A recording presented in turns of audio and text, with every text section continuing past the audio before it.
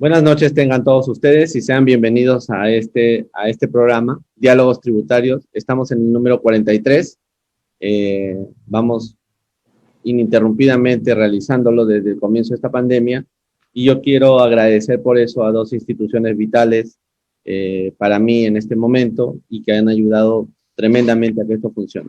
En primer lugar, al Colegio de Contadores Públicos de La Libertad y a Rubén Saavedra, que es su actual decano, y por otro lado al Grupo de Investigación en Derecho Internacional Tributario GIDIT de la Pontificia Universidad Católica del Perú, cuyo coordinador general actual es Raúl Vázquez. Este número 43 lo vamos a dedicar a conversar sobre algunos conceptos e instituciones para el derecho tributario que nos está dejando el Plan de Acción BEPS, es decir, toda esta fuerza movilizadora que promovió la OECD en todos los países para tratar de luchar contra la elusión y la evasión fiscal internacional. En este tiempo que nos toca vivir, pareciera que se han ido remoldeando o reconfigurando las grandes figuras del derecho tributario actual, y de eso queremos hablar. Para conversar sobre este asunto hemos invitado a alguien que quiero mucho, que es un gran profesional y un gran amigo. Él es Cristian Vilardi. Cristian Vilardi es un profesor argentino-italiano, porque pasa, ya no sé, después de la pandemia nos contará, él pasaba la mitad del tiempo en Argentina y la otra mitad en Italia. Él es un renombrado investigador, académico y profesional en materia tributaria internacional y en materia de derechos humanos. Le conozco hace muchos años a Cristian, es una de las personas con quien más me he identificado cuando he escuchado sus aportaciones en el seno del Instituto Latinoamericano de Derecho Tributario. Cristian, querido, bienvenido a nuestro programa por segunda o tercera vez, ya no lo sé. En todo caso, es tu programa ya y tus palabras iniciales, por favor. Bueno, Luis, gracias infinitamente de nuevo. Esta es la segunda vez, por ende, la primera por ahí puede ser culpa mía, la segunda es solamente, la reincidencia es solamente culpa tuya. No, yo te agradezco enormemente que nos hayas permitido este espacio. Para mí es un honor porque quizás fue uno de las primeras diálogos en el cual estuve presente contigo. Recién iniciaba la pandemia, recuerdo, y hacíamos votos para que terminara prontamente. Y me da un enorme placer que se haya convertido en un clásico. Y te aseguro que lo es, porque aún para nosotros que vivimos de otro lado y tenemos muchas horas de diferencia, el hecho de que las clases puedan ser consultadas luego nuevamente es muy rico y es un gran honor y la verdad que es, no te quiero tirar flores, pero ha sido un gran honor y es un gran mérito tuyo y de las instituciones que han confiado en ti y que apoyan este diálogo. Y quería agradecerte, aprovechando también por haber aceptado la invitación de la Asociación Italiana de Derecho Tributario Italiano para las terceras jornadas que vamos a hacer, lamentablemente también por esta vía, en octubre, y gracias por acceder a esto, porque seguramente tu participación nos va también a enriquecer a todos, como ha sucedido en el ámbito ILAD y en todos nuestros encuentros. Voy a ser sincero contigo, yo te lo he dicho y con la gente. Mi intención en este caso, sé que a su vez estás cansado de todo esto, es la excusa de conversar contigo, de escuchar tus reflexiones al respecto, porque he visto inclusive en todo este periodo cómo a través de tus invitados y amigos han ido profundizando muchos temas relevantes a BEPS y al contexto del derecho internacional global, por así decirlo. Por ende, mi aporte seguramente será menor y si en algo está, va a ser en este caso al revés, de poder provocar en ti a esas reflexiones que creo que a todos nos van a enriquecer. Bueno, tú eres un hombre generoso, yo lo agradezco. Sabes de toda la estima intelectual que te tengo y aprecio las invitaciones que me hacen. Si no estuviera tu respaldo detrás, estoy seguro de que no funcionaría así. quiero empezar preguntándote por algo que para ti ha sido casi una obsesión desde tu época de estudiante, antes de meternos a BEPS. Es, ¿cuánto sientes que la idea de derechos fundamentales tributarios se ha expandido en el mundo? Quiero empezar por este lado primero, antes de meternos al conjunto BEPS, ¿no? Tú tenías un trabajo muy interesante sobre la influencia de la Corte Interamericana en los derechos humanos en América Latina, pero me gustaría preguntarte, ¿ya estamos en una escala mundial de relevancia de los derechos del contribuyente o todavía estamos en un momento intermedio? ¿Podemos hablar ya de que hay un estatuto mundial de los derechos del contribuyente? Sí, es muy buena pregunta. La verdad que no lo sé, porque se da creo que estamos en una época muy, muy relevante en ese sentido, porque se da un cruce de paradigmas en mi criterio. Ayer, en la reunión que hacemos todos los lunes de la revista italiana de Derecho Tributario, precisamente se comentaba dentro de unos casos la influencia de la Corte Europea de Derecho del Hombre en materia fiscal y cómo había avanzado o estaba avanzando sobre el principio del non bis in idem. Y cómo todas estas materias, sobre todo, si vamos a hablar luego de planificación fiscal agresiva o las normativas que en definitiva establecen regímenes de colaboración, información, y de no presentarlos, tienen sanciones formales, pero que a su vez pueden provocar sanciones administrativas, sanciones tributarias y sanciones eventualmente penales, como estos dos mundos se están cruzando cada vez más. Yo creo que en ese sentido sí ha habido una fuerte evolución, o va en esa evolución. Recuerdo que mis últimas intervenciones con los amigos del Instituto Interamericano de Derecho de la Corte, hacían hincapié en esto, porque nuestro reclamo, creo que lo hemos hablado contigo, Luis, es por qué del otro lado interamericano no teníamos una evolución jurisprudencial como el que había tenido la Corte Europea en materia de derechos del contribuyente, derechos humanos del contribuyente. Y me recuerdo que la iniciativa era precisamente por esa misma vía, porque es quizás ahí donde se ve el roce más fuerte, ¿no? Entre el non bis in idem, el aspecto sancionatorio fiscal, que no es un aspecto irrelevante, como termina siendo materia de análisis. Entonces, por ese punto creo que hay una evolución. Veo una evolución por el otro lado, que lo hemos hablado fuertemente, que es en materia de la relación entre el derecho fiscal y la protección de los derechos humanos.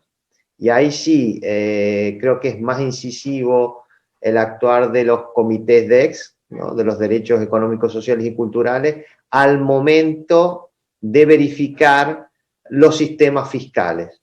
Ya no solamente en términos de presión sobre el contribuyente o la desigualdad de presión del contribuyente, que en estos momentos de crisis, sobre todo pandémico, se ven más claramente como el peso del financiamiento del gasto público son soportados por unos sectores más que otros, sino también en el sistema fiscal en general. Esto es, si el sistema fiscal es adapto, de alguna manera, para financiar el conjunto de derechos. Falta muchísimo en ese sentido, y hoy creo que el rol, perdón que me estoy siendo verborrágico de nuevo, me había propuesto de ser muy bien, estamos contigo, pero digo que hay un rol que históricamente se lo había tomado siempre como de soft law o de responsabilidad social empresaria, y hoy cada vez está más discutido el rol que los grupos multinacionales, sobre todo los muy grandes, tienen, la empresa multinacional, cuál es el rol que tiene en este ámbito del derecho internacional o derecho tributario global. Si sigue siendo un actor importante o si es el momento de darle subjetividad pasiva. Nosotros que hemos estudiado en la universidad, históricamente en derecho internacional público, los sujetos de derecho internacional eran solamente o son solamente los estados. Bueno, cómo todos estos actores internacionales, y nosotros en el ámbito tributario creo que tenemos dos ejemplos clarísimos, como es los organismos supranacionales técnicos o no, como quieras llamarlo, de financiamiento, pienso en OCDE, obviamente, pienso en ONU, y por otro lado el rol de los grupos multinacionales, que lejos está de ser un rol secundario cuando muchos de estos grupos tienen la fuerza y la capacidad económica que supera en muchísimas veces la de los países o de muchos países. Tu pregunta me lleva a una segunda cuestión, y ya entrando un poco en el tema, es esta. El siglo XX creo que parió un derecho tributario. Tú me ayudarás un poco cómo fue eso en la doctrina italiana ya después de los 70, pero parió un derecho tributario cuyo basamento pasó de la democracia a la ley, ¿no es cierto? El derecho tributario fue un esfuerzo de los ciudadanos por autorregularse el tributo en el marco de su derecho de propiedad. Y entonces en América Latina ha quedado muy presente el principio de reserva de ley como un fundante del derecho tributario. Yo sé que en Europa el proceso de globalización ha, entre comillas, relativizado esta idea de los ciudadanos a través de sus parlamentos estableciendo la imposición cuando ha venido la armonización europea, ¿no? Pero ahí es donde entraba mi primera pregunta de los cambios institucionales. Pareciera que en la práctica, como se dice aquí, el derecho tributario está jaloneado ya más de una institucionalidad global. Es decir, los países hay cosas que ya no pueden hacer, aunque quieran. Su facultad de imposición ha sido limitada por un paraguas institucionalizado internacional. Estoy pensando en esto. Si un país quisiera generar algún régimen promocional de medidas, va a tener que dar la vuelta y mirar si su régimen está adecuado al marco internacional para que no sea considerado como una ayuda perniciosa, ¿no? Como pasa en Europa también con las ayudas de Estado. Los regímenes europeos tienen la limitación de su potestad tributaria cuando están haciendo ayudas. Se entiende en Europa porque hay un tratado marco, pero en el resto del mundo pareciera que esto es una especie de heteroimposición sobre el Estado y sobre el ciudadano. ¿Estamos llegando ya a la frontera de un nuevo derecho tributario donde la reserva de ley no sea el elemento absoluto o no? ¿O todavía estamos sobre ese viejo pilar? Me encantaría decirte que sí, pero la realidad por ahí demuestra muchas de las cosas que tú estás diciendo como son parte del momento. Si uno se plantea, por ejemplo, los últimos trabajos europeos, nombro a Pasquale Pistone porque es amigo y conozco su pensamiento, pero no solamente él, hay muchos autores españoles que hablan del instrumento multilateral, ya hablando con relación a BEPS, como un principio del derecho tributario global. O sea, que dan por sentado la existencia de un derecho tributario global que trasciende el ámbito de la soberanía tributaria. Como tú has dicho, esto se ve muchísimo más de cerca tal vez en el ámbito europeo, porque estando dentro de un ámbito comunitario, el hecho de que existan normas tributarias supranacionales es materia común de todos los días. Está bien, pero está enmarcado, tú dices, en ese ámbito. Pero está claro que eso trasciende, evidentemente. Yo noto dos cosas, por ejemplo, sin ser el soft law, por ejemplo, cómo se lo analiza o se lo entiende en Europa es totalmente diverso de cómo se lo ha interpretado en nuestros países latinoamericanos y es evidente que en nuestros países latinoamericanos, tal como viene el soft law como una imposición en alguna materia, a veces sin siquiera pasar por los parlamentos, se choca mucho más de bruces con el principio de legalidad, de reserva de ley, como teníamos pensado nosotros. En el ámbito europeo, siendo más de coordinación de soft law, es mucho más soft en ese sentido. Entonces, creo que también tenemos una distinta visión de los institutos. Y esto yo lo renuevo porque desde que te he conocido tú has sido uno de los principales autores que ha marcado el rol de la transposición de los institutos y la transposición del derecho. Por ende, yo tengo mucha reserva al momento de cuando se habla de soft law, en qué ámbito. Pero evidentemente eso pone en evidencia la creciente importancia de este tipo de actividad y por ende del sujeto, quien es el real legislador tributario, porque lejos está que el real legislador tributario ya no lo era o no creo que lo sea el Parlamento frente a normativas estrictamente técnicas y entonces lo era la administración tributaria, el legislador material. Pero cuando ese legislador material deja de estar en el ámbito de un determinado Estado y pasa a ser un organismo técnico, como puede ser OCDE, pues entonces se pone más de bruces todavía con aquel concepto histórico que nosotros venimos marcando o estudiando, ¿no? De un poder tributario, soberanía tributaria estatal y un contribuyente estrictamente local. Yo creo que eso, pero no han sido las instituciones que han cambiado, ha sido la realidad que seguramente se ha llevado de bruces precisamente eso. Y hablo de una realidad positiva, como puede ser el avance tecnológico que ha aumentado seguramente esto, y eso ha llevado, digamos, la innovación tecnológica ha llevado un cambio de instituciones y a su vez, o de conceptos a su vez de las instituciones, pienso, y seguramente después hablemos sobre esto, de cómo se ha modificado, cómo se está modificando el concepto de contribuyente como tal. Y por el otro lado, por ejemplo, la pandemia también ha puesto en evidencia eso, a un nivel global y cómo los estados han debido afrontar, o han afrontado también desde el punto de vista económico, financiero y tributario, los efectos de. Por ende, para sintetizar, digamos, es evidente que nosotros seguimos hablando de principios que en este momento están siendo cuando menos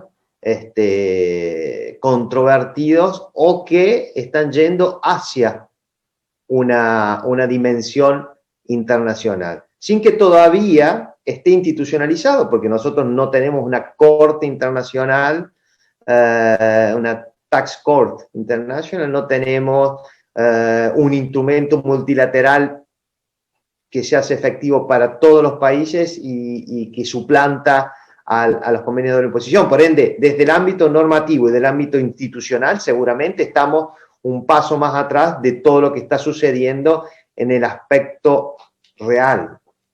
Esta es mi visión. Sí, me parece muy, muy interesante, muy interesante. Quería ahora entrar, luego voy a volver sobre un par de puntitos a propósito del MLI, pero quería empezar ahora con una segunda institución. La primera que hemos abordado es el principio de reserva de ley, la legalidad, el consenso democrático ciudadano. Digamos, tenemos un paso por ahí. Eso va a cambiar sin duda, y tú lo estás planteando bien. La realidad va a imponer un cambio institucional que no sabemos cómo va a llegar, ¿no? Pero el segundo tema sobre el que se basó, ya voy al nivel de tributación internacional, era una vieja dicotomía entre fuente y residencia. Esa era la posición del siglo XX, muy vinculado, me imagino, a la economía capitalista de producción y de servicio, ¿no? Entonces tenías parámetros muy claros de cuál era la fuente y la residencia. Países que defendían la residencia, países que residían la fuente. Al final el consenso fue alrededor de la residencia. Se debe gravar fundamentalmente en el país donde reside capital. Muy bien. Parece que BEPS ha traído a colación, sin querer o queriéndolo, que esa vieja dicotomía ya está fallando, porque cuestiones como la economía digital, por ejemplo, o como los servicios transfronterizos llevados con nueva tecnología están mostrando que esas maneras de relación no están generando una real sintonía institucional del derecho tributario internacional. Pregunta que te quería hacer, ¿tú compartes esta idea? ¿Compartes que la dicotomía debe ser o entendida de otra forma o replanteada? Y lo digo además por tu historia argentina, ¿no? Los argentinos han defendido sistemáticamente en los foros durante muchísimos años la idea de la fuente. Y por otro lado, los italianos han siempre pensado en términos de residencia. Entonces quiero saber qué opinas de esta cuestión. Yo creo que son dos órdenes de pensamiento diversos. Por un lado, tú has dicho, BEPS de alguna forma, directa o indirectamente, ha venido a replantear esto. Yo me permito en eso señalar no contradecirte ni mucho menos, sino señalar que en realidad es el cambio tecnológico que ha sido transversal a esto, y por ende eso modifica las relaciones sociales, obviamente modifica las relaciones económicas. Como tú bien lo dijiste, pensar en términos de fuente de residencia en un mercado basado en un limitado intercambio de bienes no es lo mismo que en una economía esencialmente digital. Y basta pensar en esto, basta ver la reacción de Europa, esencialmente, hablemos de los países OCDE europeos, esencialmente defensores del principio de residencia, porque en definitiva, residencia, como tú lo has dicho, era residencia del capital, pero hubo un primer movimiento cuando residencia se vio, bueno, no es solamente los exportadores de capital, sino también los exportadores de tecnología. Y atención que nosotros, Europa, no somos los únicos exportadores de tecnología, y ya venía, obviamente, Estados Unidos, pero también venía Japón. Y ahora se presenta una situación mucho más compleja, que es de las Big Data, digamos. La mayor parte no está en Europa, y por ende son consumidores y no son los países de residencia de este nuevo cambio tecnológico. Entonces se enfrenta a esta situación. Por un lado, han dejado de ser país de residencia y se han convertido en país fuente, pero también no es la misma fuente del otro lado. Y uno lo ve en BEPS. Por eso digo, en BEPS se ve esta dicotomía que tú muy bien has marcado, de decir, vamos a dar interés al país o al territorio donde se genera, ¿sí? Pero por el otro lado voy a defender residencia. Es evidente que mientras los conceptos se van evolucionando y van cambiando a medida de la realidad, los viejos esquemas tratan de mantenerse. Entonces yo quiero ser residente cuando mis residentes exportan capital del otro lado, pero a su vez cuando a mí me toca ser fuente, quiero mantener de alguna forma la potestad tributaria, que es lo mismo que en otro contexto decían o dicen los países latinoamericanos con el resto.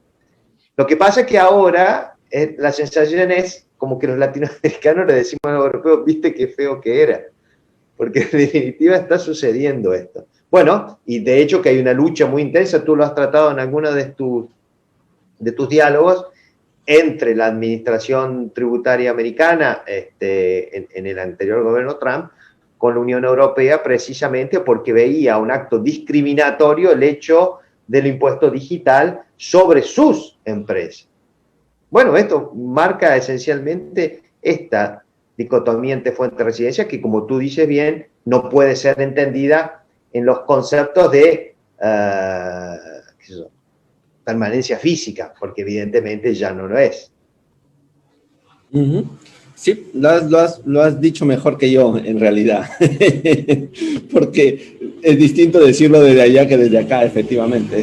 Hay una paradoja implícita en la filosofía de la actuación europea, pero lo entiendo lo que está pasando, ¿no es cierto? Y entendemos el viraje, pero tú has dicho, bueno, muy bien, no hay paradoja entre fuente y residencia, es verdad, pero ¿hacia dónde vamos?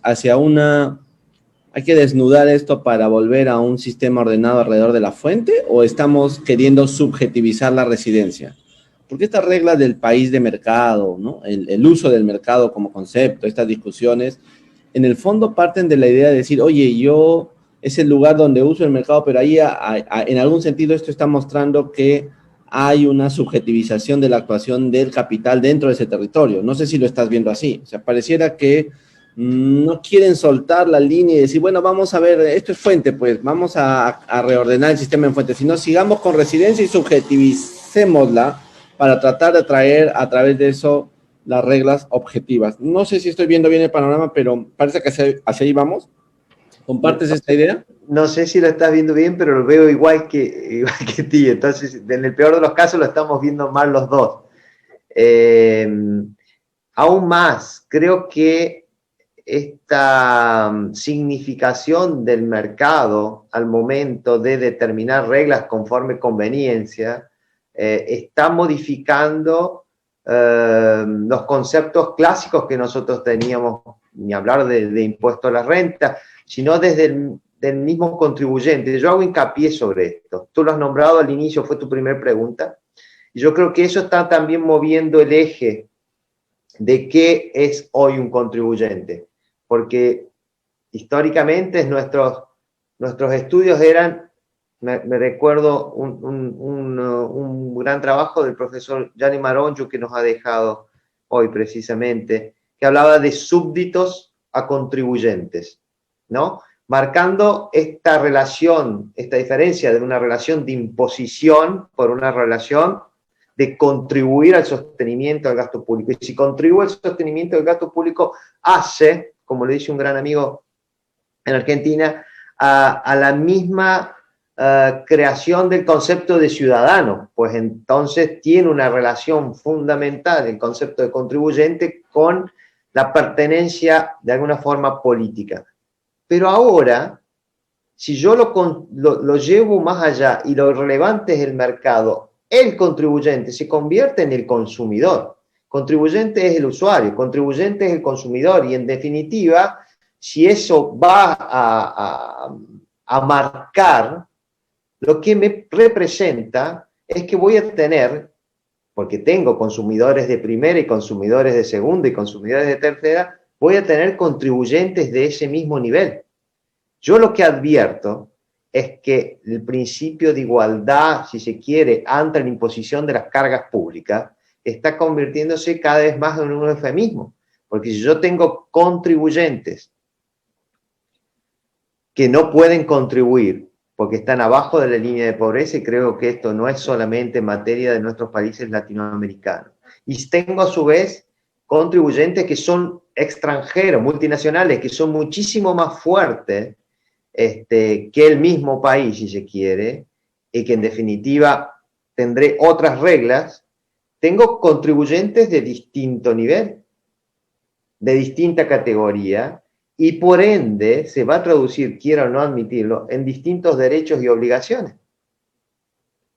Por ejemplo, si un contribuyente multinacional tiene derecho a un arbitraje internacional para dirimir sus controversias, cosa que no lo tiene un contribuyente, un profesional de su país, de Perú, o una empresa, una pequeña y mediana empresa del Perú, que en definitiva tiene que someterse a las reglas locales. Entonces, me parece que tan estoy de acuerdo contigo que este viraje hacia el consumidor, hacia el usuario, está poniendo en jaque no solamente los conceptos clásicos que hacen el impuesto a la renta, residencia, fuente, estable organización, establecimiento permanente, sino el concepto mismo de contribuyente. Al menos eso es lo que yo advierto.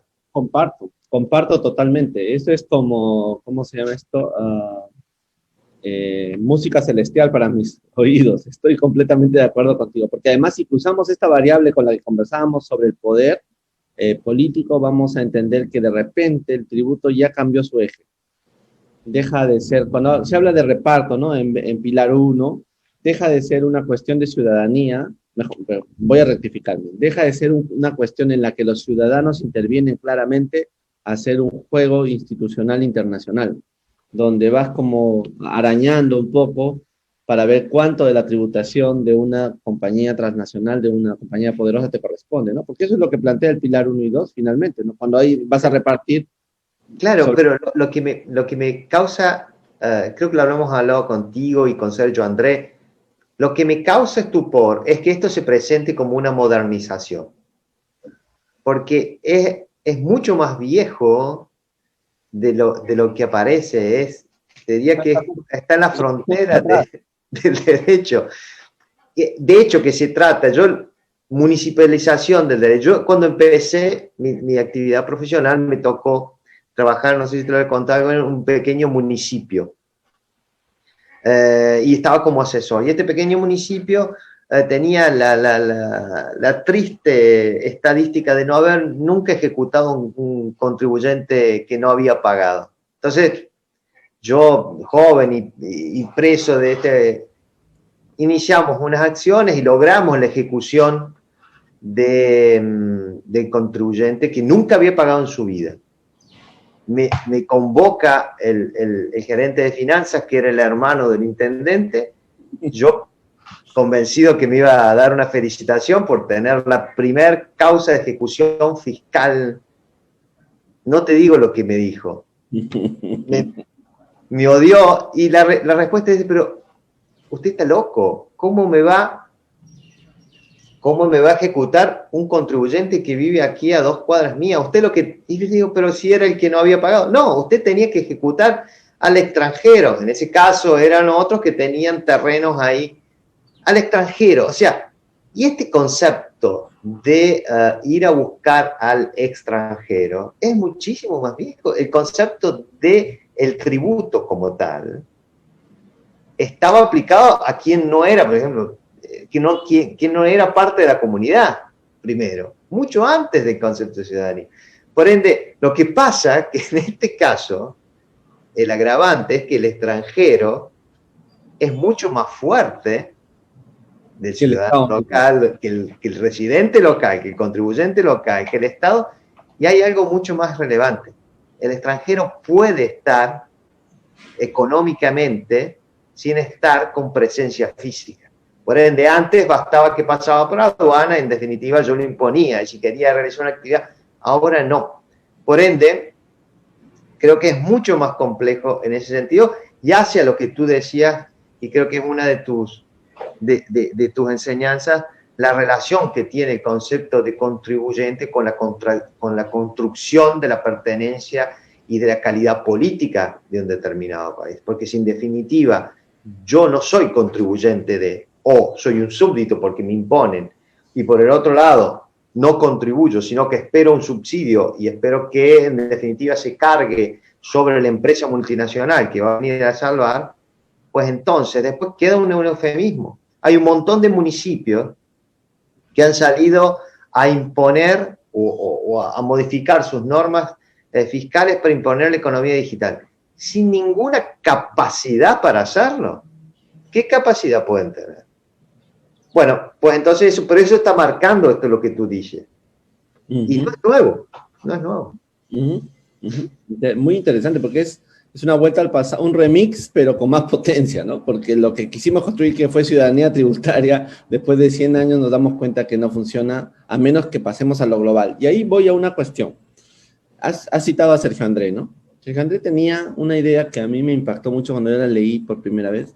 Para los que nos ven, Sergio André Rocha, nuestro amigo brasileño, que ha estado por aquí también. Voy a leer la cita porque la acabo de recordar, más o menos, ¿no? Él decía, el proyecto BEPS y los esfuerzos de OECD alimentaron a los académicos la percepción de que un cambio del bilateralismo al multilateralismo se estaba produciendo rápidamente, ¿no? O sea, durante toda la década del 2010, esta idea, antes de BEPS, pero el BEPS mucho más fuerte, de que ya estamos en el multilateralismo y vamos a hacer acuerdos, ¿no? Pero él decía, sin embargo, parece que los estándares están aprobados por unos pocos poderosos, países solamente, y son simplemente aprobados por el resto de los demás cuando van, ¿no? Es como cuando vas a una cena y no te permiten escoger ni la comida, ni nada, ni siquiera dónde sentarte, ni siquiera qué hora comer, ni siquiera si te tienes que sonreír o no, ¿no? Simplemente sí, estás ahí para la foto, pero tú no decides nada. ¿Cuán cierto es esto? Estamos en un multilateralismo, ¿sabes cómo qué le he llamado yo? Un multilateralismo consular, con unos cónsules de algún poder, de un grupo que sería la OECD, ¿no? La OECD como cónsul del G7, diciéndole al mundo, por acá tenemos que ir, y si no nos hacen caso y se equivocan, pues entonces mala suerte para ustedes, como un protectorado institucionalizado. No sé si lo ves así. Ya sé que me excedí un poquito, pero... No, pero está claro. A ver, yo creo que son dos órdenes que hay que tener en cuenta, y lo que creo que es medio hipócrita en el medio. Trato de explicar. Está clarísimo que la representatividad de estos organismos técnicos supranacionales es enormemente limitada. Aquel que me diga que OCDE, o que OCDE, sustancialmente, están representados todos los países en situación de igualdad, es un eufemismo. Y no podría serlo siquiera, no podría serlo. También podríamos decir, bueno, es más representativa ONU. pero también al momento del organismo técnico es muchísimo más difícil. Entonces las soluciones vienen, o los remedios, vienen impuestos, ¿no? Pero esto tampoco es nuevo. Nuestros países latinoamericanos, y no solamente que hemos recibido ayuda financiera, viene condicionada. Europa misma, yo vivo en Italia y precisamente el principio de equilibrio fiscal que se constitucionalizó en Europa vino de un requerimiento de la Unión Europea, sobre todo de la banca central, de ayuda condicionada. Es decir, perfecto, por ende, hay un alto nivel de imposición en este sentido. Por ende, hablar de que son consensuadas me parece que es un eufemismo. Por un lado, y en esto coincido plenamente contigo, pero también es cierto, por el otro lado, que si le estamos dando este rol y esta obligación enorme a las empresas multinacionales, estamos diciendo, ustedes son no solamente actores de este cambio, sino que son también culpables de esto, porque en definitiva erosionan las bases imponibles, trasladan beneficios, pues entonces el riesgo, digamos, si uno tuviera sincerarse, es perfecto. Entonces tendrían que ser parte, si son actores, tendrían que ser también sujetos de derecho internacional tributario. Y a este punto significa que no solamente van a ser las personas a quienes yo voy a imponer y a quienes le voy a echar la culpa también cuando demasiado bien no anden las cosas de gobierno. No quiero hacer una defensa de los grupos nutricionales, no creo que les haga falta la mía, pero digo, me parece hipócrita en ese sentido de, por un lado, decir, y bueno, nosotros somos los que hacemos las leyes, pero de la otra forma, ustedes son los únicos responsables que erosionan así poner. Y esto lo digo, no porque sea una cosa que lo he pensado, sino porque si uno ve, recientemente la Comisión Europea ha indicado 7 países que les dijo, atención con sus legislaciones porque ustedes están promoviendo la planificación fiscal agresiva. Y entonces se marca la corresponsabilidad de los actores.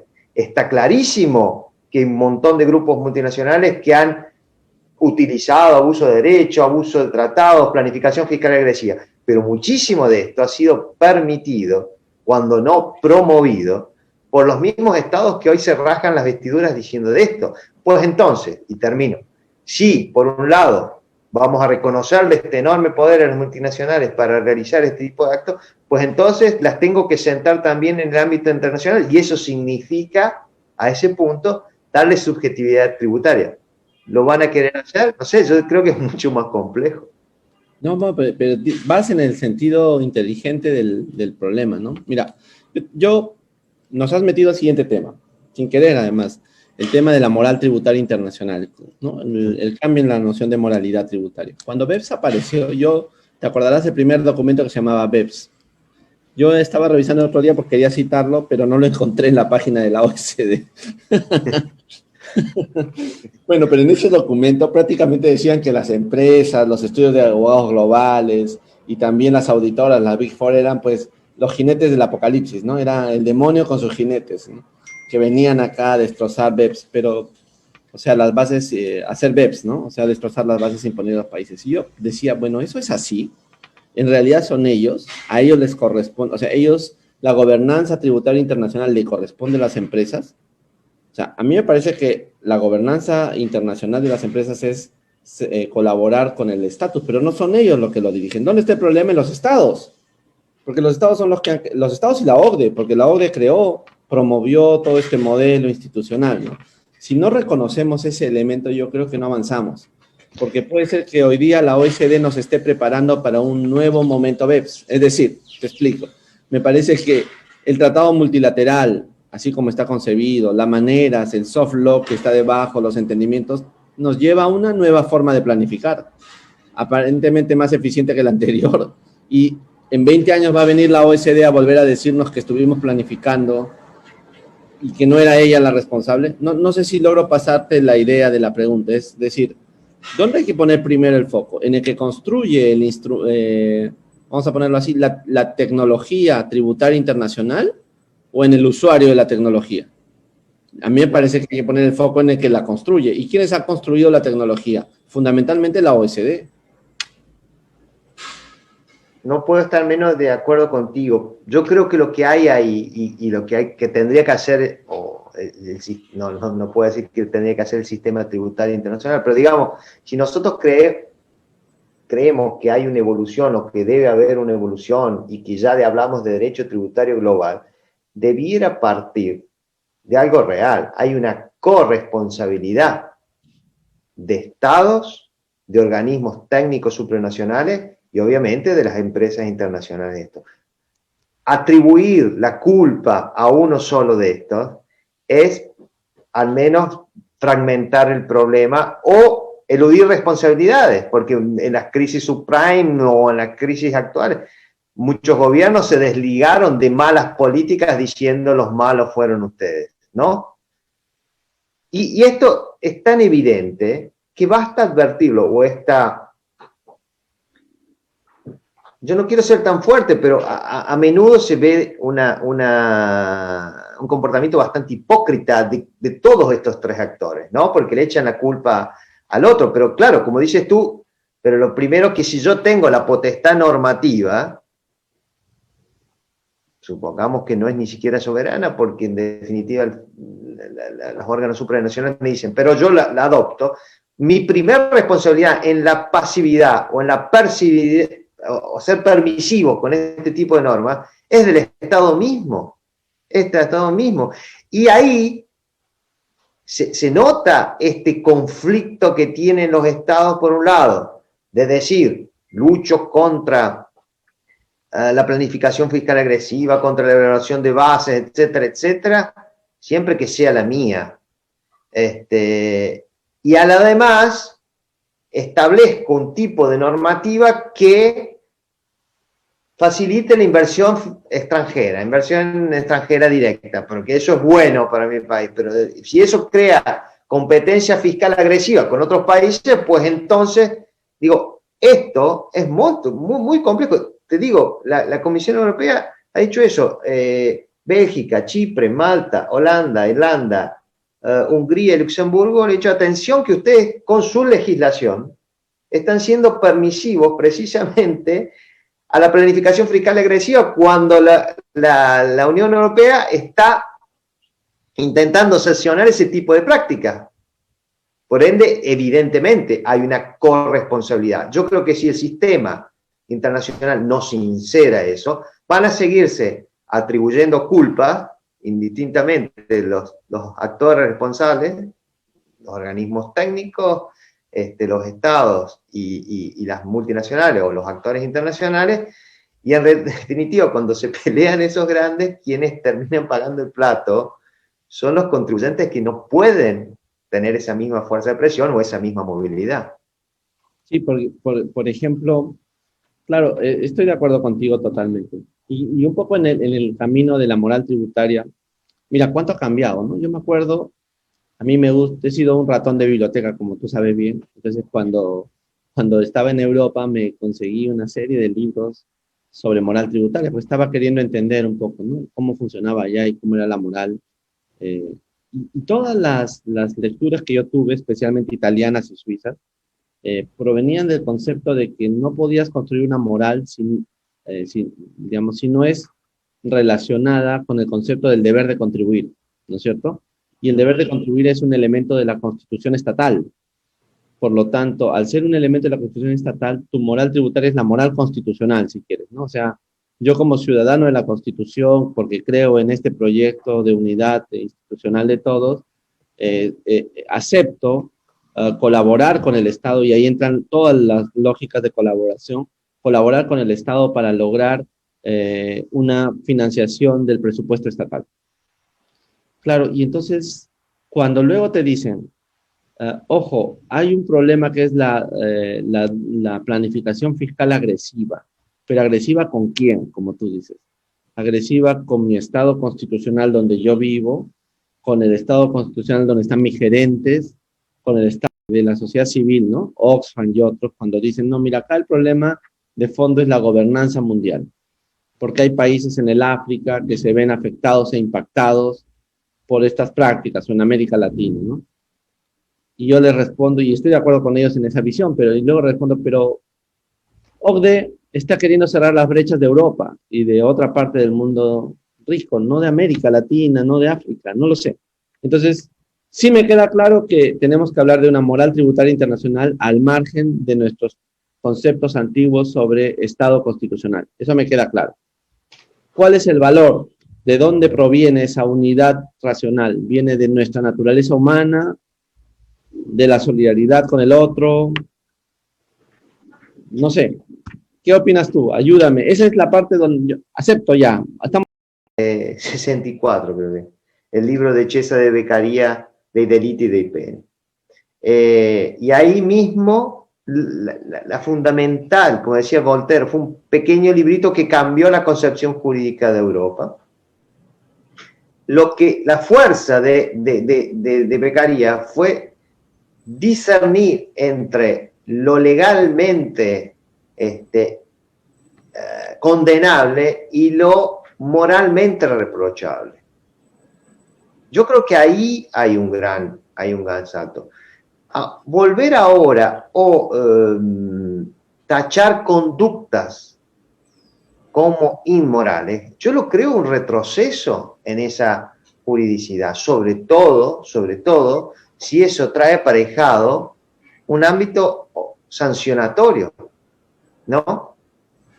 Lo puedo entender incluso desde el ámbito del discurso político. Lo hemos hablado varias veces, te recordarás, en plena crisis subprime, cuando el Parlamento británico dice creo que estaba el directivo de Apple y de Google. Sí. Estaban los de Starbucks. Lo de Starbucks.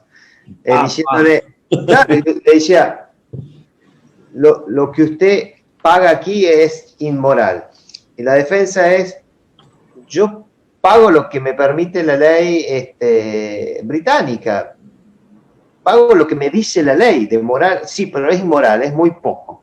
Bueno, pues entonces, y lo puedo entender desde un discurso político, pero desde un punto de vista jurídico, nosotros que somos ratones de biblioteca, al menos yo, me cuesta muchísimo digerirlo a eso, y lejos estoy de verlo de una mayor civilidad jurídica. Dicho esto, si en cambio hay que buscarlo, si habría que buscarlo, me corro de esto sin aceptarlo, Luis,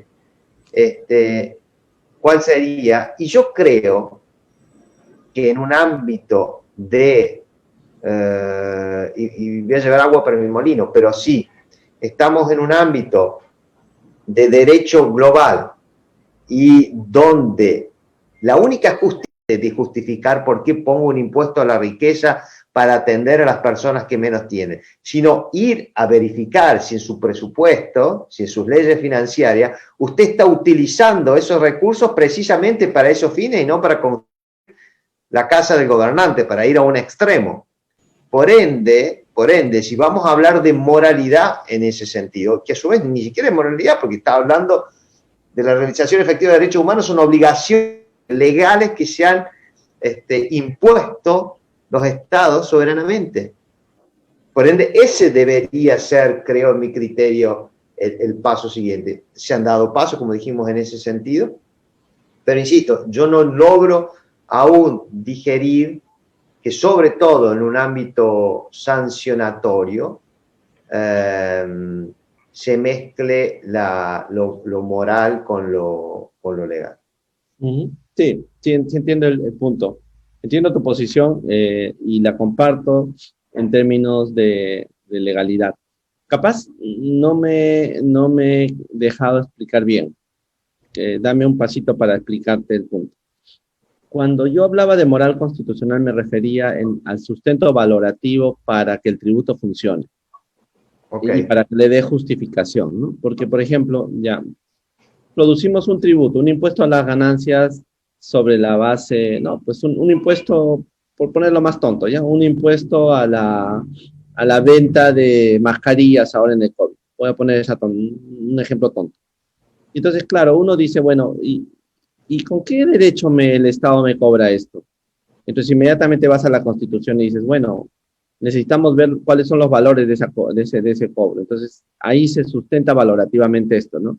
Es el único espacio, digamos, de moral pública al cual podamos acceder, porque si nos, como tú decías bien, si nos refugiamos en el ámbito político, ya ese es el ámbito de la opinión, y el emotivismo es el valor fundamental de la ética política hoy día, lamentablemente, ¿no? Todo el mundo habla sobre emociones, ¿no? Ya lo decía Martin Tyler hace muchísimos años, ¿no?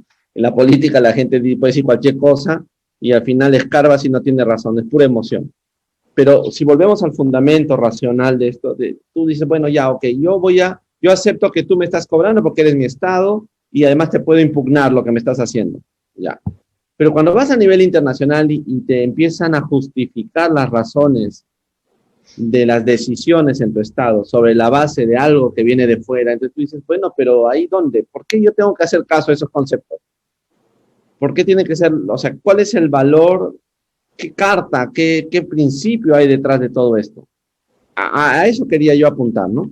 Por un lado. Entonces, por ahí va. Entonces, me parece que hay una especie de sublimación de BEPS como elemento central y eje articulador de las políticas tributarias en América Latina y en el mundo. Pero tú se has dicho algo importante, ¿no? Muy bien, yo debo cumplir con la ley. El caso de Starbucks, sí, es verdad. Pero hay un cachito ahí, un camino que abrieron los jueces en los países, en fin. El cachito es, bueno, vamos, pero ojo, puedes abusar del derecho. Ah, sí, puedo abusar, claro. Pero tu abuso no puede ir contra cierto nivel. Entonces, crearon las famosas cláusulas antielusivas, ¿no es cierto? Todos los países. Muy bien. Pero ahora resulta que por lo menos en la literatura que aparece en público, otra vez emotivista, la finalidad del tributo debe ser siempre colarla a través de una regla antielusiva, aunque no exista. Porque eso es el concepto de planificación fiscal agresiva. En mi país no existe ese concepto. Legalmente no existe. Y cuando uno va a leer lo que la OCDE dice, bueno, sí, planificación fiscal agresiva es cuando tú estás en una planificación, pero no le estás informando al Estado, o no estás actuando colaborativamente, ¿no? Y claro, dice, bueno, pero ¿eso de dónde salió? Eso no es ilusión. Puede llegar a ser ilusión, pero no lo es. En ese sentido es que iba mi pregunta. O sea, si quieres hago una repregunta, porque creo que la hice mal. No, está clarísimo, está clarísimo. ¿Cuál es el fundamento en el mundo? Yo no lo sé. A mí me interesaría la gobernanza mundial para evitar la pobreza. Eso sería, pero bueno, tú me dirás, bueno, sí, pues, pero ese es tu valor. Pero yo, ¿por qué tengo que tener ese? No, es un valor universal, sí, pero ¿dónde está? Entonces, ahí el camino hacia el derecho humano de lucha contra la pobreza y lo tributario no acaba de cerrarse, ¿no? Esa es una tarea que hay que hacer. No sé si estoy yendo bien o ya enloquecido por la hora italiana. No, pero te sigo en tu locura porque creo que hay muchos aspectos interesantes que tú has dicho. Yo creo que es cada vez menos inescindible el ámbito del derecho tributario y de las finanzas públicas, sobre todo el derecho al gasto público, con esto que dices tú, con la realización efectiva de los derechos humanos, y eso evidentemente hace con la desigualdad y la pobreza. Si somos todos humanos, pues entonces no podemos establecer distintos derechos para distintos. Y eso creo que lentamente empieza a cobrar, no por mérito de estos organismos, ni mucho menos del Estado, empieza a cobrar fuerza por la misma realidad de esto que hablábamos antes, de que hay realidades globales que necesariamente están interconectadas. De hecho, que hay vocabulario común. Si tú miras, por ejemplo, el vocabulario del Comité de Derechos Económicos, Sociales y Culturales y el vocabulario BEPS, por otro lado, cada vez están más cerca sobre ciertas cosas. Por ejemplo, esto de erosionar las bases imponibles de manera ilegítima y esto que antes parecían dos compartimentos estancos, están cada vez más cerca. Y esto creo que sea un acto, una conducta positiva. Creo que lo que sea positiva. Por el otro lado, creo que incluir o reincluir la moralidad dentro de el argumento o la justificación del tributo no hace más que crear confusión. Nuestra doctrina o nuestra materia, que es mucho más nueva que otras, si se quiere, hizo un gran esfuerzo para desarrollar capacidad contributiva, ¿no? Como unos principios fundantes del derecho tributario, derecho constitucional tributario, y así fue incluida más que expresamente en varias constituciones. Pero claro, luego aparece solidaridad y está muy bien, pero a su vez están aquellos otros que ponen solamente a solidaridad como justificación del tributo como tal. Y ahí, pues entonces las consecuencias pragmáticas no son menores, porque en definitiva yo le podría pedir a usted mucho más allá de su capacidad contributiva por el hecho de que otro contribuyente, o ni siquiera es contribuyente porque no puede contribuir, está en una peor situación. Entonces, necesariamente tiene que ponderarse esos principios. Pero a su vez, al menos yo creo, que si nosotros nos quedamos en la ponderación de ese tipo de principios, estamos perdiendo de vista a la persona como tal, al contribuyente como tal. Una persona de cualquiera de nuestros estados no se queja solamente de que los impuestos son muchos, sino que se queja también de la calidad de servicios públicos que le presta su estado. Por ende, pretender, podemos hacer como rata de laboratorio y quedarnos en un análisis del principio de por vida, y los dos moriremos analizando el principio de solidaridad, si queremos. Pero hacer finta, como se dice acá, de que no existe una cierta grado conmutativo. Sé que estoy diciendo una herejía para los principistas. Sí, sí, vas a tener problemas. Lo sé. Pero no soy solamente yo. Voy a llamar en causa al profesor Estebanato, por decir. Pero pensar que una persona de carne y hueso solamente se queja de su estado o lo admira por el grado de tributos que establece y recauda y no se fija en la calidad de servicios públicos, es una mentira, es ver la mitad. Y esto es lo que ha pasado, que hemos creado o hemos ponderado el derecho tributario, y esto es lo que está haciendo, creo que también OCDE, yendo por unificación fiscal y agresiva, está pensado desde el poder tributario.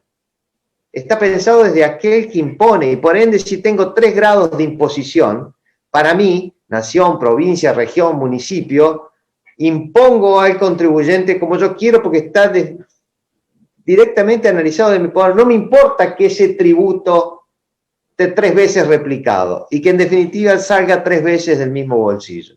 Y cuando ese poder de imposición está a su vez, como tú has dicho, de alguna forma magnificado o dirigido o impuesto o sugerido desde un ámbito internacional, con mayor razón, pensar, yo fui uno de los que al inicio nos quejábamos de por qué en BEPS no aparecía el contribuyente, aparece solo una sola BEPS, cuando habla del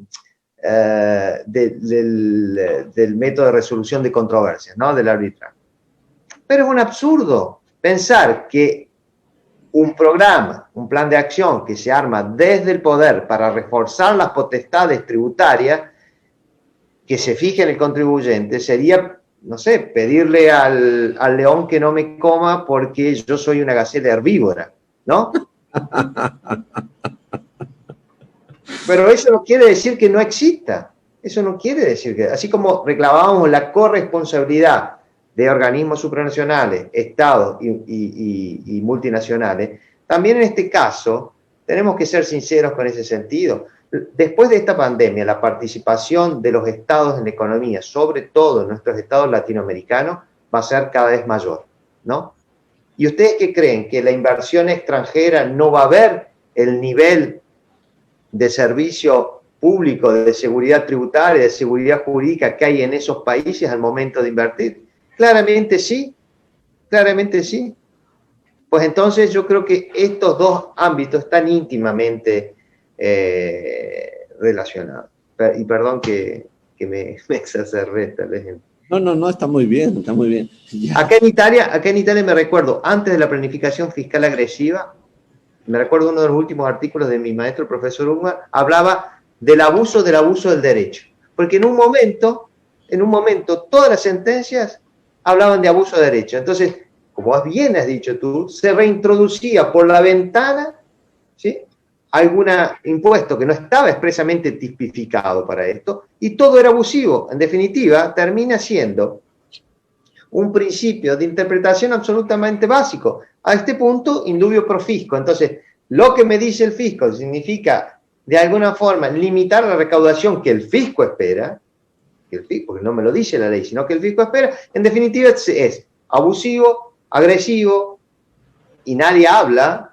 Si hablamos de planificación fiscal agresiva, tenemos que hablar también de imposición fiscal agresiva. Cuando el fisco dice la norma una cosa, reglamentariamente me la amplía e interpretativamente, con carácter retroactivo, va más allá. Eso creo que es un problema de moralidad tributaria. Ese es el punto, creo yo. Creo que, mira, yo he defendido, no lo voy a negar, porque sería negar mi presente, mi pasado y mi identidad. Yo he defendido el principio de solidaridad, he defendido a ultranzas la cláusula antielusiva, pero cuando yo la defendía, decía claramente, y lo siento, y lo digo todavía, este punto que tú estás poniendo. La defensa de una cláusula antielusiva, por ejemplo, es una manera de evitar que se relativice el concepto a tal nivel de que toda la lectura sobre la legislación sea la ilusión. O sea, es como poner un cortapisas al proceso, porque ¿qué traía la OCDE al comienzo, no? La OCDE traía la planificación fiscal agresiva. Entonces, países como los nuestros podrían asumir eso como un valor principista constitucional que obligaba a que todas las normas se miren así, y por lo tanto la interpretación, como tú dices, o la ley, o el reglamento, o el intérprete, lo que no se conseguía de un lado se iba introduciendo por la práctica. Eso me parece muy peligroso, porque justamente nos devuelve a un derecho tributario anterior a la modernidad. Y el derecho tributario de la modernidad es un derecho que intenta buscar seguridad jurídica para todos, ¿no es cierto? Entonces, en ese punto, me parece que tener cláusulas antielusivas es el mejor elemento para evitar que todo se vuelva una visión elusiva, ¿no? Y por eso me metí en el soft law, justamente por eso, porque decía qué extraño que los fallos judiciales aparezcan tan metidos de tanta información de fuera sin tomar lógica de lo que realmente la norma dice y los alcances de la misma, ¿no? Entonces, yo creo que ese es un problema, voy a poner un problema, le voy a poner un asunto hermenéutico del tiempo que viene. Yo creo que en el derecho tributario vamos a necesitar, Cristian, enseñar con los alumnos, conversar, discutir la clave de esta tensión entre la moral institucional y que viene desde la política, y el derecho y los métodos y las fuentes. Porque si no vamos a estar en una Babel otra vez, donde todo el mundo dice cualquier cosa, todo el mundo cree y todo el mundo funciona, entonces los juicios acaban siendo tiradas de dados. No sé si esa frase te suena, tirar los dados a ver quién tiene la suerte, ¿no? Bueno, muy bien, pasemos a casi el último tema, querido amigo, porque aunque no lo creas, hemos avanzado un montón. El gravamen global de los grupos económicos, el famoso principio de unidad empresarial, versus el gravamen individual por empresa jurídica.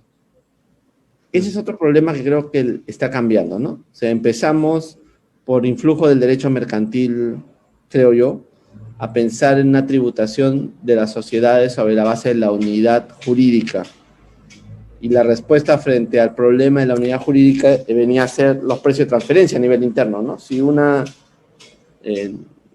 porque eso es a nivel interno, los precios de transferencia, no a nivel internacional, pero internamente, cuando tú tienes dos unidades, tu sistema de tributación es sobre base jurídica, tú gravas a personas jurídicas, y por lo tanto, si hay relaciones entre unas personas y otras, lo que tienes que hacer es una regla de precios. Muy bien, pero ¿acaso lo que es esto que nos han dicho tanto de un gravamen por grupo económico no sería la mejor solución? Y luego voy a nivel internacional, ¿no? Para las multinacionales, ¿no habría que hacer un gravamen mundial y dividirnos la plata? El resultado, como es lo que quiere el Pilar 1. crees que hacia eso vamos? ¿Estás de acuerdo? ¿No estás de acuerdo? De acuerdo, no, lo dejo para el final, pero creo que es innegable que eso está sucediendo. Y no creo que sea ni siquiera mérito de principio, sino que está sucediendo porque hoy se puede.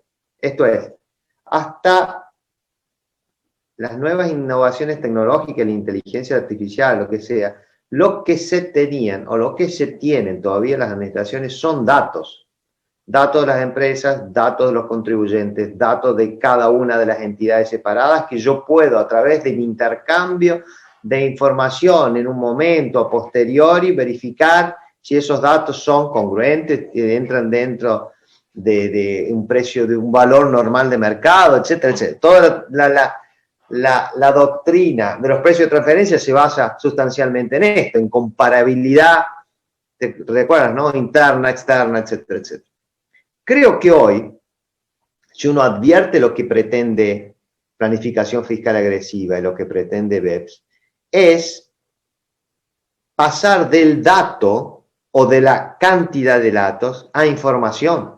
Si no, no se justifica, porque en definitiva, yo, empresa, tengo que informar no solamente de todas las empresas del grupo, sino de informar previamente mi planificación fiscal.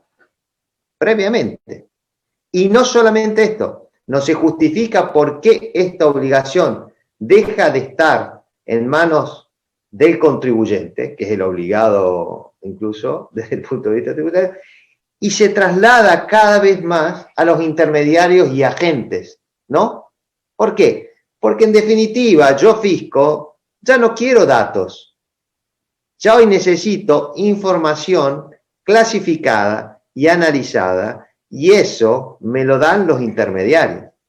Por eso creo que hay una enorme diferencia entre la normativa de planificación fiscal agresiva como estado prevista en la DAC 6 en Europa, por ejemplo, donde principalmente el obligado es el intermediario o el agente intermediario o los intermediarios de la operación, y otras normativas como puede ser la resolución general en Argentina, que establece una especie de planificación fiscal agresiva, pero sigue siendo el obligado principal el contribuyente.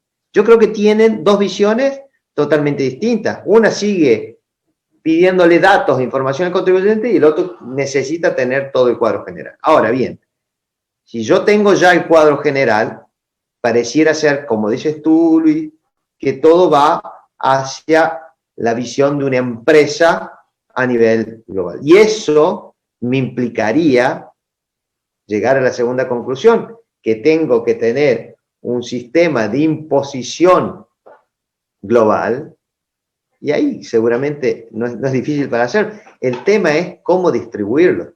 Aquellos que vivimos en países federales, o que nacimos en países federales, sabemos la enorme complejidad que tienen los sistemas al momento de distribuir potestad tributaria o distribuir impuestos. Sobre todo en economías digitales, como bien has dicho tú, donde no hay presencia efectiva, no. Claramente, si yo soy un país donde esa empresa realiza la mayor cantidad de gastos, pues entonces tendré como argumento para mayor distribución de aquellos recaudados donde la empresa gasta más o donde tiene su personal o no. Y si yo soy un país donde esa empresa vende, ¿sí? Y son mis consumidores, mis ciudadanos los que compran, diré no, en definitiva debe distribuirse esa mayor parte de la recaudación en aquel lugar donde se ha realizado el mayor cantidad de ventas. Esto no es nuevo, claramente, yo me acuerdo haber leído 15 años atrás en el tren, y no me acuerdo de quién era, un gran trabajo era un profesor americano que decía, obviamente, tomando como los americanos toman generalmente de base su sistema, el sistema internacional va a ir a eso, 15 años atrás. Y probablemente se vaya a una cosa de este tipo, pero tampoco es nuevo. En el Imperio Romano, las provincias romanas recaudaban impuestos y las pasaban a Roma. En las provincias romanas existían los publicanos que recaudaban por cuenta de y se quedaban, digamos. Esto no es novedoso. Tal vez el momento es establecer, quizás sería mucho más honesto, pero el problema ahí va a pasar por cuáles van a ser los parámetros para quién recauda y quién distribuye. Porque quien recauda y lo enseña, digamos, la práctica, la realidad, quien maneja los fondos tiene un enorme poder que trasciende lo fiscal y va a lo político, claramente. ¿Cuáles son los parámetros? Con eso, y mal que nos pese, para que nos guste o no, exige la existencia de un tribunal internacional en ese sentido. No puede existir un sistema de distribución de potestad tributaria donde se supone que son reglas iguales para todos, con cada nación que le interprete de otra forma. Y creo que eso, y yo te aseguro que te cierro y te dejo en paz, creo que ese es lo que conspira hoy, tal como está hecho con el instrumento multilateral. Si en definitiva cada país puede hacer reservas, cada país puede hacer objeciones, cada país y se aplica estos convenios, pero este convenio no. En definitiva, tengo que ver esta aplicación asimétrica de las normas, sea de planificación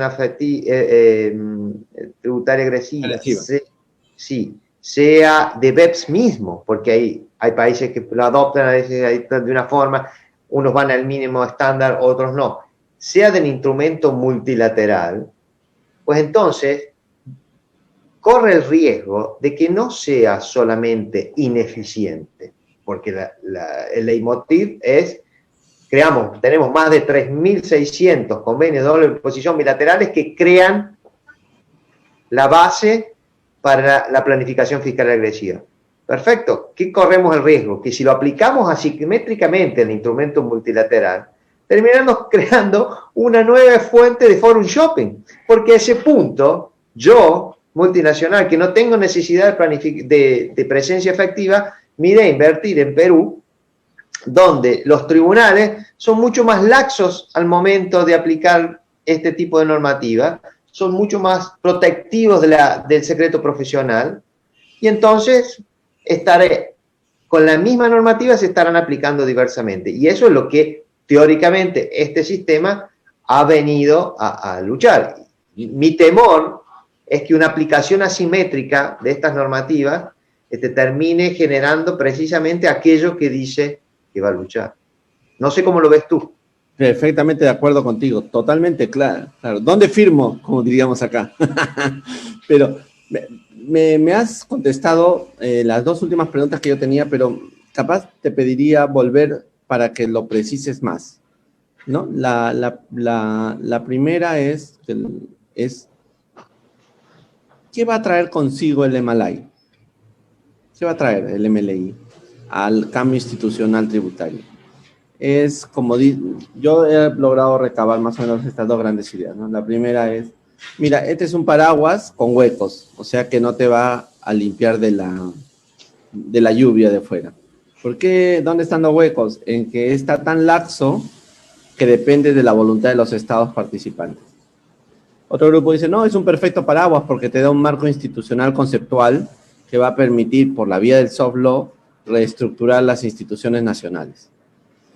Creo que hay un tercer grupo que te dice, no, mira, lo que va a hacer es que en la medida en que los estados vayan logrando con el tiempo asimilar los conceptos que están ahí e introducirlos en sus sistemas, entonces está creando como una nueva fuente institucionalizada de, fíjate lo que voy a decir, de instituciones tributarias que van a ser asimiladas por las leyes locales, ¿no? Entonces, ¿cuál sería esa institución típica? Por ejemplo, aquellos países que no contrataban sus CDIs con cláusulas LOB, lo vayan a empezar a hacer.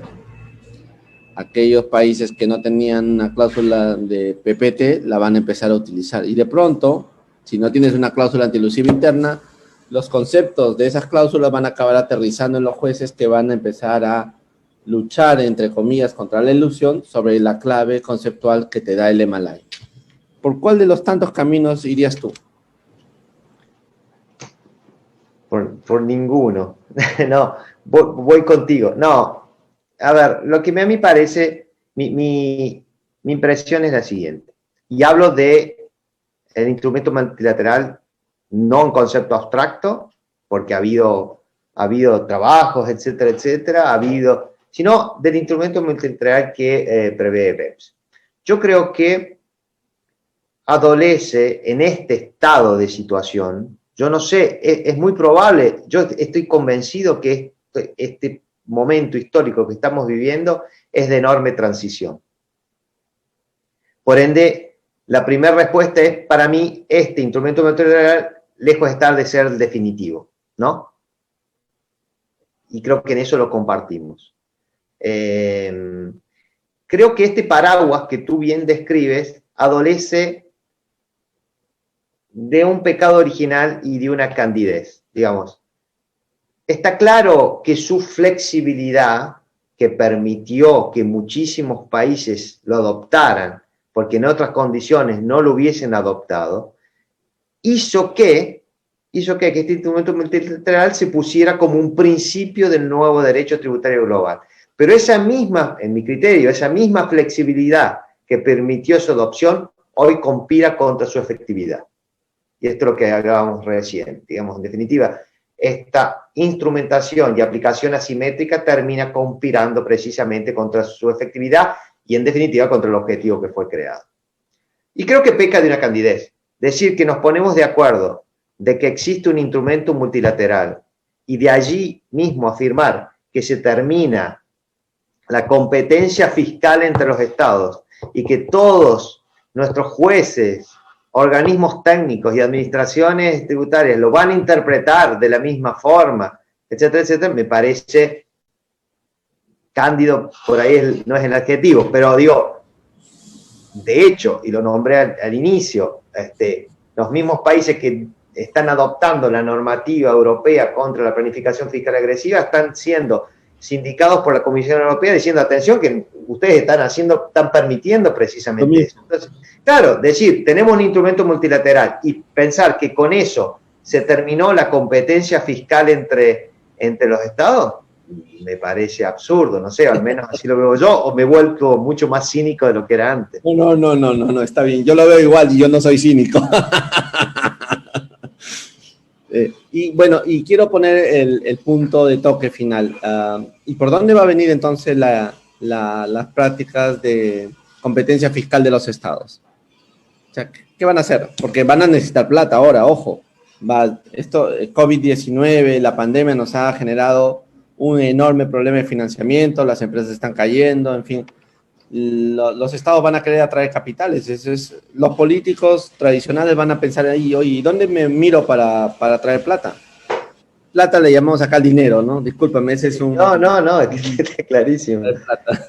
Y no lo sé, te juro que no lo sé. Está claro que, por ejemplo, con esta pandemia, lo que han hecho los estados es monetizar el débito público, ¿no? Estaba leyendo antes de nuestra charla, que te agradezco enormemente, porque a mí me enriquece enormemente, el gasto público italiano superó el 140% del Producto Bruto Interno.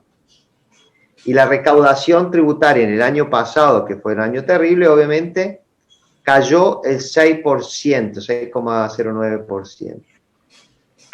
Es tanta la dimensión de esto, está bien, lo estamos monetizando, pero creo que lo hablamos la otra vez. La deuda de esto seguramente la pagan las generaciones futuras, claramente.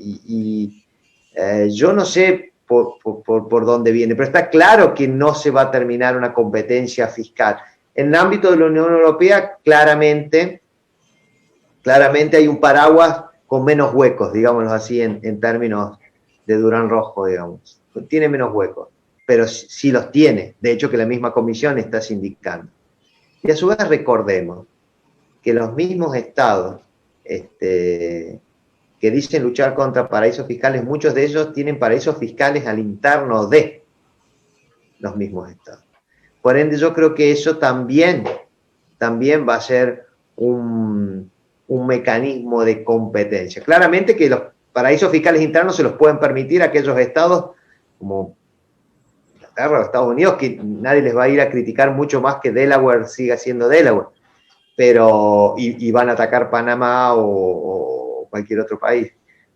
Y creo que otra que esto se ha dado muchísimo en Europa y que creo que se va a seguir dando, es lo que hablamos recién, de un forum shopping desde instrumento multilateral. Si tú me impones una norma, pero en definitiva yo lo puedo interpretar como, va a haber forum shopping en ese sentido. Y está claro que la Unión Europea ha hecho hincapié, Irlanda, Holanda, por aquellas, digamos, dictámenes permisivos, si se quiere, ¿no? En un país soberano nadie puede indicar diversamente. Entonces creo que también puede venir de ese lado, entendiendo que a su vez los estados, los grupos multinacionales tranquilamente pueden decir, bueno, retiro mi inversión o en algún sentido. No lo han hecho en algunos casos. Yo creo que, por ejemplo, se ha hecho mucho hincapié a que la moralidad como argumento en el Parlamento británico llevó a que las empresas en definitiva después pagaran.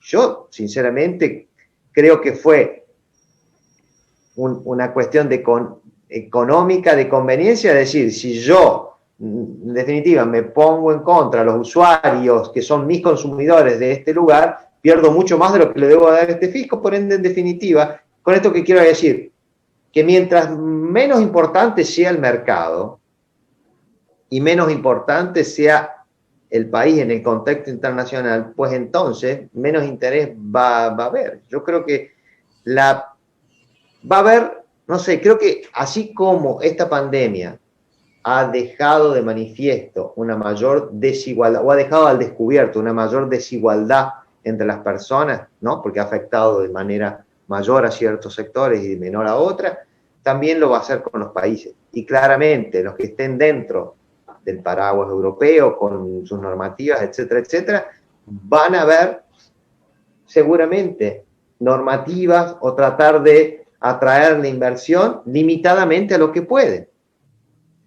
Las normas beneficiosas para extranjeros, que en su momento tuvo España con la ley Beckham, por ejemplo, las tenemos en Italia con la ley Ronaldo. Si no se llama Ronaldo, pero digamos, bueno, ¿y qué hace la Unión Europea? Ok, sabemos que es una competencia fiscal, te la limito en el tiempo, tiene que ser general, ya no puede ser tan evidente. Bueno, acotado a eso. Yo creo que ahí donde no haya este tipo de margen, los otros estados tratarán de hacer la suya, siempre y cuando tengan una cierta potestad, porque si no va a venir la OECD y les va a decir, señores, ustedes no pueden hacer esto. Y creo que esa mayor intervención, por eso he hablado de una corresponsabilidad, tiene que ser marcada. Decir hoy que OECD es solamente un organismo de funcionarios técnicos que no baja doctrina política, me parece también bastante cándido en ese sentido. Creo que su postura sobre el intercambio de información y la posibilidad de que el contribuyente pueda objetar o oponerse a eso es clarísimo. Uruguay tenía una norma, si tú te recuerdas, una norma dentro de su sistema que decía, bueno, el contribuyente va a poder de alguna forma frenar el intercambio de información antes que suceda. Y la presión de OCDE fue muy fuerte en ese sentido, ¿no? Y de hecho que no la tiene más. De acuerdo. Por ende, va a estar interesante. Yo creo que, no sé, debe ser, tú sabes que en Lima especialmente, en algunas ciudades del país, varias, nos han puesto nuevamente a confinados. Creo que está volviendo a pasar por la segunda ola. Entonces me he puesto un poco pesimista en relación al futuro de la gobernanza tributaria internacional, ¿no?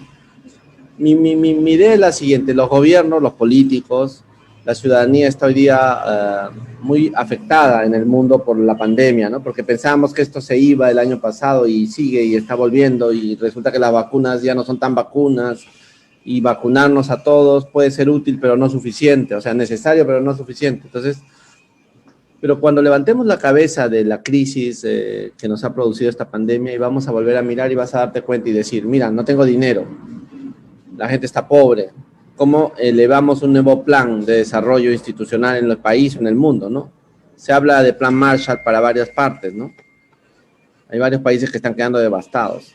Entonces, en ese momento, toda esta construcción de gobernanza antielusiva, etcétera, no sé si va a ser respaldada por la población de esos países también, ¿no? Esa es la parte que me preocupa. Es muy buen análisis, es muy buen análisis. Y perdón que te corte ahí, porque si hago la analogía con estos principios impuestos, ¿sí? Que tiene seguramente, yo soy un defensor del principio de equilibrio fiscal, porque creo que si uno no tiene equilibrio no quiere decir no se gasta, lo que está haciendo es trasladando el problema a la generación futura. Eso para mí es claro. Pero digo, de irresponsabilidad. Frente a eso, Europa tenía normas muy rígidas de equilibrio, muy rígidas de gasto público. Frente a un fenómeno como esto, todo eso saltó por el aire, perdón, estoy hablando en italiano. Pero creo, yendo a tu comparación, creo que es muy interesante lo que tú dices. Atención, se está creando todo un sistema de información, planificación fiscal agresiva, etcétera, etcétera, cuando en definitiva los gobiernos lo primero que van a necesitar es reactivación económica. Y eso, o te haces un gobierno cada vez más fuerte, con los agravantes que eso significa y que lo hemos vivido en nuestros estados latinoamericanos y no solo, o tienes que en algún sentido ayudar al sector privado para que genere esa fuente de riqueza. Y ahí obviamente no se puede manejar solamente a imposición y subsidio, eso creo que está clarísimo. Tú que tienes una visión política mucho más profunda y más amplia que la mía, creo que limitar los problemas o las soluciones a un problema fiscal o un problema monetario, cualquiera sea el factor, como singular o como el alambique de todo, es irreal, es real. Lo digo además porque ahora que estamos en campaña en América Latina, en varios países, hay los políticos y la gente también empieza a hablar de beneficios tributarios por todos lados, ¿no? Beneficios tributarios, beneficios para promover. Claro, uno entiende la razón, lo que está diciendo es quítame ese costo tributario para yo avanzar y volver a empezar. Claro, y uno dice, oye, pero eso era hace 40, 60 años que en América Latina pensábamos en eso y hoy día ya no, porque hablamos del equilibrio fiscal, de que es mejor el gasto que el ingreso, ¿no? Paga tu tributo y tal. Bueno, pero esto no sabes cuándo se vuelve una olla que, boom, explota, ¿no? Entonces, beneficios tributarios te lleva a competencia fiscal, atracción de capital, etcétera, etcétera. Empieza a venir una serie de cosas. Muy bien. Bueno, hemos llegado a la 1:30, mi querido amigo, y yo sabía... Perdón, yo te había prometido ser mucho más sintético, pero... Ustedes no saben la hora que tiene Cristian allá, entonces... Cristian, muchísimas gracias. Tus palabras de despedida en esta reunión. Te voy a volver a invitar una tercera vez, evidentemente, unos meses después, para verificar qué pasó con esto que preveíamos podía ocurrir. Tu despedida, por favor, querido amigo. Luis, no me queda más que agradecer y sinceramente, sin vanagloria, me enriquece enormemente, no solamente tus diálogos que sigo asiduamente, sino poder conversar contigo, sobre todo desde acá y desde esta instancia. Veremos cómo sigue. Acá tenemos pandemia por un rato más. En abril comenzaría el primer intercambio, la segunda fase de la planificación fiscal agresiva. Esto es el intercambio de la información entre los fiscos. Y seguramente allí tendremos una vuelta de rosca, como se dice, de la DAC 6. Y creo que me quedo con tu input, es decir, analicemos luego si estas instituciones que se han puesto como, ni siquiera instituciones, estas figuras que se han puesto como el futuro del derecho internacional tributario, el derecho internacional global, quedan en pie a partir de la misma realidad. Y si no, va a terminar siendo, como luego de que cayó el Imperio Romano de Occidente, donde vamos a volver a un proceso esquizofrénico de globalización desde el punto de vista económico, pero de desglobalización desde el punto de vista fiscal y político, cada uno para atraer, como dices tú, la inversión y la recaudación que quiere. Creo que es una película por verse y te agradezco que me permitas formar parte de esto. Muchas gracias, querido Cristian. Voy a volver a invitarte para analizar esa película un poco más adelante. La verdad es que yo sé el esfuerzo que has hecho por las circunstancias actuales del frío y de la situación y la pandemia y tus obligaciones. Muchas gracias por estar con nosotros. Y a ustedes, queridos amigos, simplemente les digo que ha sido una estupenda reunión.